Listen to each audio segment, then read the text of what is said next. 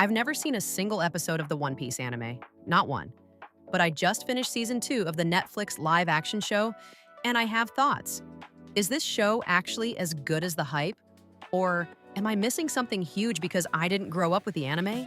Because right now, I feel like this show has the potential to become the next Harry Potter like obsession, something millennials just won't stop talking about. Let me explain why. Why the show works. Firstly, the world of One Piece is just incredibly fun.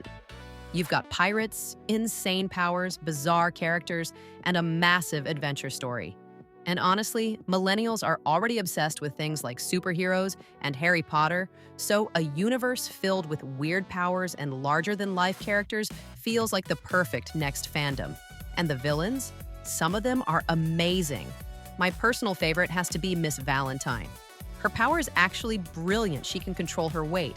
She can float when she's light, and then suddenly increase her weight to land a devastating hit. Honestly, that might be the best power a girl could have.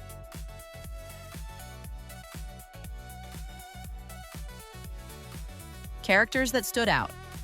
Now the Baroque works are cool, but they are easily defeated. So, who really stood out to me was Buggy the Clown. Because somehow, this man survives everything. He keeps showing up after huge battles and just refuses to disappear. And in a world full of elite swordsmen, he's literally the one guy who can't be sliced up. So now I'm wondering, is Buggy going to become a major villain in future? Then there's Smoker. And I have a feeling we haven't seen the last of him either. His smoke ability basically makes him impossible to hit. If someone can just turn into smoke every time they're attacked, that feels like a cheat code for long-term survival. The Straw Hats and the expanding crew. Another thing I love is how the Straw Hat crew keeps growing. It really feels like the story is slowly building this giant found family. And I get the sense that the crew will just keep expanding as Luffy travels across the world. Eventually, it might even reach the point where the entire world is basically on Luffy's side. And of course, this season, we were introduced to Chopper. And let's be honest, Chopper is probably about to become the next Baby Yoda. Because how cute is he? Production value. The production quality in Season 2 was also impressive. They really stepped things up. We got dinosaurs, giants, new creatures, and Chopper, which honestly could have looked terrible in live action, but somehow it worked. The costumes were also great. Nothing felt overly cartoonish or awkward.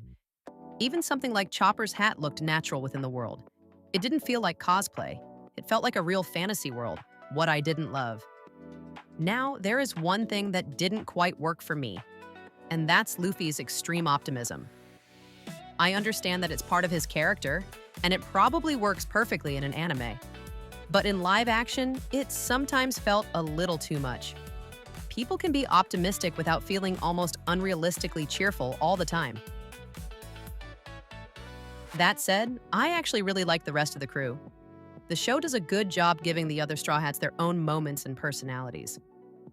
Why the live action format works. One thing I really appreciate about the live action version is that it makes the story much easier to follow.